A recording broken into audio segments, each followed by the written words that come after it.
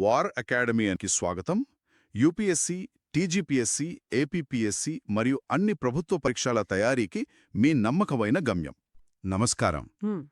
ఈరోజు మనం భారత రాజకీయ వ్యవస్థ ఇంకా పాలనపై ఒక లోతైన చర్చ జరుపుదాం. అవును. మన ముందు కొన్ని ముఖ్యమైన బహుళైచ్ఛిక ప్రశ్నలున్నాయి. మన ఉద్దేశమేంటంటే కేవలం సరైన సమాధానం తెలుసుకోవడమే కాదు, ఆ సమాధానం వెనుకున్న కారణాలు అంటే మిగతావి ఎందుకు కాదో కూడా అర్థం చేసుకోవడం. ఖచ్చితంగా ఒక క్విజ్ లాంటి సంభాషణ అన్నమాట. ఇక మొదలు పెడదామా? తప్పకుండా. సరే, మన మొదటి ప్రశ్న అంటే ప్రశ్న 92. భారత రాజ్యాంగంలోని ఏ ఆర్టికల్ ప్రకారం ప్రజల సంక్షేమాన్ని ప్రోత్సహించడానికి సామాజిక, ఆర్థిక మరియు రాజకీయ న్యాయం ద్వారా ఒక సామాజిక క్రమాన్ని రాజ్యం సురక్షితం చేయాలి అని ఉంటుంది? ఆప్షన్లు: ఆర్టికల్ 38, ఆర్టికల్ 39, 40 ఇంకా 41. దీనికి సరైన సమాధానం ఆప్షన్ 1, ఆర్టికల్ 38. ఆర్టికల్ 38. ఓకే. అవును. ఇది రాజ్యాంగంలోని 4వ భాగం, అంటే ఆదేశిక సూత్రాలు, డైరెక్టివ్ ప్రిన్సిపల్స్ ఆఫ్ స్టేట్ పాలసీలో వస్తుంది. ఆదేశిక సూత్రాల? అవును. ఆర్టికల్ 38(1)లో చాలా స్పష్టంగా ఉంటుంది. రాజ్యం ప్రజల సంక్షేమాన్ని ప్రోత్సహించడానికి ఒక సామాజిక క్రమాన్ని ఏర్పాటు చెయ్యడానికి కృషి చెయ్యాలి అని. అంటే ఇది ప్రభుత్వానికి ఒక రకమైన గైడ్లైన్ అన్నమాట. ఎగ్జాక్ట్లీ. ఇంకా చెప్పాలంటే 1978లో 44వ సవరణ ద్వారా ఆర్టికల్ 38(2)ను కూడా జోడించారు. ఆదాయ అసమానతలను తగ్గించాలని ఇది చెబుతుంది. అది ఆసక్తికరంగా ఉంది. మరి మిగతా ఆర్టికల్స్, ఆర్టికల్ 39, 40? ఆర్టికల్ 39 జీవనోపాధి, సమాన పనికి సమాన వేతనం లాంటి ఆర్థిక న్యాయంపై దృష్టి పెడుతుంది. ఇక ఆర్టికల్ 40 అయితే గ్రామ పంచాయతీల ఏర్పాటు గురించి. సరే, అంటే ఆర్టికల్ 38 అనేది సంక్షేమ రాజ్య భావనకు పునాది లాంటిది. ఖచ్చితంగా. ఓకే, ఇక తరువాతి ప్రశ్నకు వెళ్దాం. ప్రశ్న 93. ఆగస్టు 2023 నాటికి ఉమ్మడి జాబితా అంటే కాంకరెంట్ లిస్టులో ఎన్ని అంశాలున్నాయి? ఇమ్మడి జాబితా, ఇది చాలా ముఖ్యమైన ప్రశ్న. దీనికి సరైన సమాధానం 47, ఆప్షన్ 3. 47. అవును. మన రాజ్యాంగంలో 7వ షెడ్యూల్ ఆర్టికల్ 246 ప్రకారం అధికారాలను 3 జాబితాలుగా విభజించారు కదా. రాష్ట్ర ఉమ్మడి జాబితాలు. కరెక్ట్. ఈ ఉమ్మడి జాబితాలో ఉన్న అంశాలపై కేంద్రం, రాష్ట్ర ప్రభుత్వాలు రెండూ చట్టాలు చెయ్యొచ్చు. ఉదాహరణకి విద్య, అడవులు, వివాహం, క్రిమినల్ చట్టాలు, విద్యుత్, ఇలాంటివన్నీ దీని కిందికే వస్తాయి. మరి రెండూ చట్టాలు చేసినప్పుడు ఒకవేళ వాటి మధ్య ఏదైనా వైరుధ్యం వస్తే? మంచి పాయింట్. అప్పుడు ఆర్టికల్ 254 ప్రకారం కేంద్ర చట్టమే చెల్లుతుంది. కేంద్రానికే ఎక్కువ అధికారం ఉంటుందన్నమాట. అర్థమైంది. సరే, ఇప్పుడు ఇదే అంశంపై కొంచెం పెద్ద ప్రశ్న. ప్రశ్న 94. భారత రాజ్యాంగంలో అధికారాల విభజన గురించి కొన్ని స్టేట్మెంట్స్ ఉన్నాయి. వాటిలో ఏవి నిజమో చెప్పాలి. ఓకే. స్టేట్మెంట్ ఏ: కేంద్ర జాబితాలోని అంశాలపై చట్టాలు చేయడానికి కేంద్రానికి అధికారాలు ఉన్నాయి. ఇది నిజం. ఆర్టికల్ 246(1) ప్రకారం ఇది కరెక్ట్. సరే. స్టేట్మెంట్ బి: రాష్ట్ర జాబితాలోని అంశాలపై చట్టాలు చేయడానికి రాష్ట్రాలకు పూర్తి అధికారం ఉంది. ఇది కూడా నిజమే. ఆర్టికల్ 246(3) ప్రకారం ఇది నిజం. కాని కొన్ని అత్యవసర పరిస్థితుల్లో మినహాయింపులు ఉంటాయి. ఓకే. ఇప్పుడు స్టేట్మెంట్ సి: ఉమ్మడి జాబితాలోనే విద్య, స్టాంప్ డ్యూటీ వంటి అంశాలపై రాష్ట్రాలు కాకుండా కేంద్రం మాత్రమే చట్టాలు చేయగలదు. ఇది తప్పు. మనమిప్పుడే అనుకున్నాం కదా, రెండూ చేయొచ్చని. అవును. సో సి తప్పు. సరే. స్టేట్మెంట్ డి: కేంద్ర, రాష్ట్ర చట్టాల మధ్య వైరుధ్యం ఏర్పడితే రాష్ట్ర చట్టం చెల్లుతుంది. ఇది కూడా తప్పే. ఇందాక చెప్పినట్టు కేంద్ర చట్టమే చెల్లుతుంది. కరెక్ట్. ఇక చివరిది ఈ 3 జాబితాలలో లేని అంశాలపై చట్టం చేసే అధికారాన్ని అవశేష అధికారాలు అంటారు. ఇవి కేంద్రానికుంటాయి. ఇది నిజం. ఆర్టికల్ 248 ప్రకారం ఈ రెసిడ్యువరీ పవర్స్ పార్లమెంటుకు మాత్రమే ఉంటాయి. ఉదాహరణకి సైబర్ చట్టాలు. అంటే ఏ, బి మరియు ఈ మాత్రమే సరైనవి. ఆప్షన్ 4. ఎగ్జాక్ట్లీ. చాలా స్పష్టంగా వివరించారు. ఇక తర్వాతి అంశం కార్యనిర్వాహక వర్గం అంటే ప్రభుత్వాన్ని పార్లమెంటు ఎలా నియంత్రిస్తుంది? ప్రశ్న 95.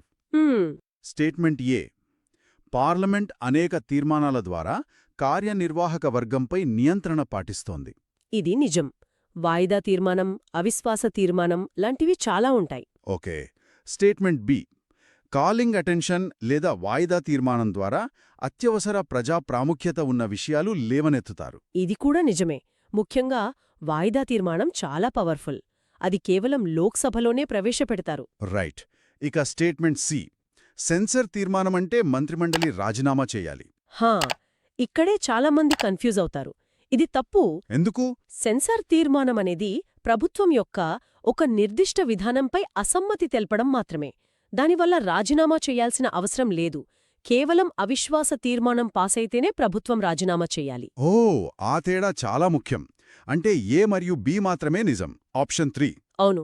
సరే, ఇప్పుడు తొలగింపు అధికారాల గురించి చూద్దాము. ప్రశ్న 96. పార్లమెంటుకు ఉన్న తొలగింపు అధికారం గురించి ఏది నిజం? ఓకే. స్టేట్మెంట్ ఏ. భారత రాష్ట్రపతిని అభిశంసన ప్రక్రియ ద్వారా తొలగించవచ్చు. ఇది నిజం. ఆర్టికల్ 61 ప్రకారం రాజ్యాంగ ఉల్లంఘన అనే కారణంతో అభిశంసన చేయవచ్చు. సరే. Statement B. సుప్రీంకోర్టు, హైకోర్టు న్యాయమూర్తులను వారి తొలగింపు తీర్మానాన్ని కేవలం రాజ్యసభ ఆమోదించినట్లయితే తొలగించవచ్చు. ఇది తప్పు. చాలా పెద్ద తప్పు. ఎందుకు? ఎందుకంటే న్యాయమూర్తులను తొలగించాలంటే ఆ తీర్మానాన్ని పార్లమెంట్లోని 2 సభలు అంటే లోక్సభ, రాజ్యసభ రెండూ ప్రత్యేక మెజారిటీతో ఆమోదించాలి. ఓ, కేవలం రాజ్యసభ సరిపోదు. అస్సలు సరిపోదు. చాలా కఠినమైన ప్రక్రియ అది. అంటే ఇక్కడ ఏ మాత్రమే నిజం. ఆప్షన్ 1. కరెక్ట్. ఇప్పుడు రాష్ట్రపతి శాసన అధికారాల గురించి ఒక ప్రశ్న. ప్రశ్న 97. ఈ కింది వాటిలో ఏది నిజం కాదు అంటే తప్పుగా ఉన్నది ఏది? ఆప్షన్ 1. రాష్ట్రపతి పార్లమెంటు సభలను సమావేశపరుస్తారు, ప్రోరోగ్ చేస్తారు. ఇది నిజమే. ఆర్టికల్ 85 ప్రకారం ఇది ఆయన అధికారమే. ఆప్షన్ 2. పార్లమెంటును సంవత్సరానికి కనీసం 2 సార్లు సమావేశపరచాలి. ఇది కూడా నిజమే. 2 సమావేశాల మధ్య 6 నెలలకు మించి గ్యాప్ ఉండకూడదు. ఆప్షన్ 3. ప్రధానమంత్రి సిఫార్సుపై లోక్సభను రద్దు చేసే అధికారం రాష్ట్రపతికుంది. అవును, ఇది కూడా నిజమే. ఇక ఆప్షన్ 4. సాహిత్యం, విజ్ఞానం, కళా మరియు సామాజిక సేవా రంగాల నుండి 10 మంది సభ్యులను రాష్ట్రపతి రాజ్యసభకు నామినేట్ చేస్తారు. ఆహా, ఇక్కడే తప్పుంది. సంఖ్యలోనా? అవును. ఆర్టికల్ 83 ప్రకారం రాష్ట్రపతి 10 మందిని కాదు 12 మంది సభ్యులను నామినేట్ చేస్తారు. ఓ, 12 మంది. అంటే సచిన్ టెండూల్కర్, రేఖా లాంటివారు ఈ కోటాలోనే నామినేట్ అయ్యారు కదా? అవును, వాళ్లంతా ఈ కోటాలో నామినేట్ అయినవారే. కాబట్టి ఆప్షన్ 4 తప్పు. క్లియర్. ఇక తర్వాతి ప్రశ్న 98. భారత అటార్నీ జనరల్ను ఎవరు నియమిస్తారు? ఇది చాలా స్ట్రైట్ ఫార్వర్డ్ ప్రశ్న. ఆప్షన్లు: భారత ప్రధాన న్యాయమూర్తి, ప్రధానమంత్రి, భారత రాష్ట్రపతి. సరైన సమాధానం ఆప్షన్ 3 భారత రాష్ట్రపతి. భారత రాష్ట్రపతి. అవును. ఆర్టికల్ 76(1) చాలా స్పష్టంగా చెప్తుంది. సుప్రీంకోర్టు న్యాయమూర్తిగా నియమించబడటానికి అర్హత ఉన్న వ్యక్తిని రాష్ట్రపతి అటార్నీ జనరల్గా నియమిస్తారు అని. అంటే ఇది కేబినెట్ సలహా మేరకు జరుగుతుందా? వాస్తవానికి ప్రధానమంత్రి నేతృత్వంలోని మంత్రిమండలి సలహా మేరకే జరుగుతుంది. కానీ రాజ్యాంగబద్ధంగా నియామక అధికారం మాత్రం రాష్ట్రపతిదే. అర్థమైంది. సరే, ప్రశ్న 99. భారతదేశంలో సాయుధ దళాల సుప్రీం కమాండర్ ఎవరు? దీనికి సమాధానం కూడా దాదాపు అందరికీ తెలిసిందే. భారత రాష్ట్రపతా లేక ప్రధానమంత్రా? ఆప్షన్ 1 భారత రాష్ట్రపతి. ఓకే. ఆర్టికల్ 53(2) ప్రకారం కేంద్ర రక్షణ దళాల సుప్రీం కమాండ్ రాష్ట్రపతికి ఉంటుంది. అంటే యుద్ధం ప్రకటించడం లాంటివన్నీ రాష్ట్రపతి చేతుల్లోనే ఉంటాయా? అక్కడొక చిన్న తేడా ఉంది. రాష్ట్రపతిది రాజ్యాంగబద్ధమైన అధికారం, డిజూర్. కానీ వాస్తవ కార్యాచరణ నియంత్రణ, డిఫాక్టో మాత్రం ప్రధానమంత్రి నేతృత్వంలోని ప్రభుత్వానిదే. అంటే పేరు రాష్ట్రపతిది, కాని అసలు నిర్ణయం ప్రభుత్వానిది అన్నమాట. సింపుల్గా చెప్పాలంటే అంతే. సరే, ఇక మనం స్థానిక ప్రభుత్వాల వైపు వద్దాం. ప్రశ్న 100. కింది వాటిలో ఏ సవరణ పట్టణ స్థానిక సంస్థలు లేదా నగరపాలికల కోసం అందిస్తుంది? ఇది చాలా ముఖ్యమైన సవరణ. 73వ సవరణ, 74వ సవరణ. ఈ రెండింటి మధ్య చాలామంది కన్ఫ్యూజ్ అవుతారు. అవును. పట్టణ స్థానిక సంస్థలు అంటే మున్సిపాలిటీల గురించి అడిగారు కాబట్టి సరైన సమాధానం ఆప్షన్ 3 74వ సవరణ. 74వ సవరణ. అవును. 1992లో వచ్చిన ఈ సవరణ రాజ్యాంగానికి ఐఎక్స్ అనే కొత్త భాగాన్ని జోడించింది. మరి 73వ సవరణ? 73వ సవరణయేమో పంచాయతీరాజ్ సంస్థల గురించి, అంటే గ్రామీణ స్థానిక ప్రభుత్వాల గురించి. 74వది పట్టణ స్థానిక ప్రభుత్వాల గురించి. క్లియర్.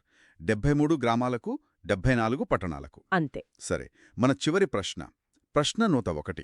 పంచాయతీరాజ్ సంస్థలకు ఎన్నికలను ఈ కింది వాటిలో ఏ సంస్థ నిర్వహిస్తుంది? ఇది కూడా చాలామంది తప్పుగా సమాధానమిచ్చే అవకాశమున్న ప్రశ్న. భారత ఎన్నికల సంఘమా లేక రాష్ట్ర ఎన్నికల సంఘమా? సరైన సమాధానం ఆప్షన్ 4 రాష్ట్ర ఎన్నికల సంఘం. State election commission. అవును. 73వ సవరణలోని ఆర్టికల్ 243(k)(1) ప్రకారం పంచాయతీలకు సంబంధించిన అన్ని ఎన్నికల నిర్వహణ, పర్యవేక్షణ బాధ్యత రాష్ట్ర ఎన్నికల సంఘానిదే. మరి భారత ఎన్నికల సంఘం ఏం చేస్తుంది? భారత ఎన్నికల సంఘం అంటే ఎలక్షన్ కమిషన్ ఆఫ్ ఇండియా కేవలం లోక్సభ, రాజ్యసభ, రాష్ట్ర శాసనసభలు ఇంకా రాష్ట్రపతి, ఉపరాష్ట్రపతి ఎన్నికలను మాత్రమే నిర్వహిస్తుంది. అంటే స్థానిక సంస్థల ఎన్నికలు పూర్తిగా రాష్ట్ర పరిధిలోని అంశమన్నమాట. ఖచ్చితంగా ఈ అధికార విభజన చాలా స్పష్టంగా ఉంది. ఈరోజు చర్చ ద్వారా రాజ్యాంగంలోని కొన్ని కీలకమైన అంశాలు చాలా త్వరగా, స్పష్టంగా అర్థమయ్యాయననుకుంటున్నాను. అవును. కేవలం సమాధానమే కాదు, దాని వెనుక ఉన్న తర్కాన్ని తెలుసుకోవటం చాలా ముఖ్యం. ముగింపుగా మీరేమైనా చెప్పాలనుకుంటున్నారా? ఒక ఆలోచన వదిలి వెళ్తాను. మనం భారత ఎన్నికల సంఘం, రాష్ట్ర ఎన్నికల సంఘాల మధ్య అధికార విభజన చూశాం గదా. అవును. అయితే ఇప్పుడు కొత్త సవాళ్లు వస్తున్నాయి. ఉదాహరణకి స్థానిక ఎన్నికల్లో ఆన్లైన్ రాజకీయ ప్రకటనలు అంటే ఫేస్బుక్, వాట్సాప్ ప్రచారాలను ఎవరు నియంత్రించాలి? ఇది ఎవరి పరిధిలోకి వస్తుంది? ఇలాంటి కొత్త విషయాలు వచ్చినప్పుడు ఎలాంటి సవాళ్లు ఎదురవ్వచ్చు? ఇది చాలా ఆసక్తికరమైన ప్రశ్న. టెక్నాలజీ రాజ్యాంగానికి కొత్త సవాళ్లు విసురుతోందన్నమాట. అవును. సరే, దీనిపై ఆలోచిస్తూ మరో ఆసక్తికరమైన అంశంతో మళ్ళీ కలుద్దాం.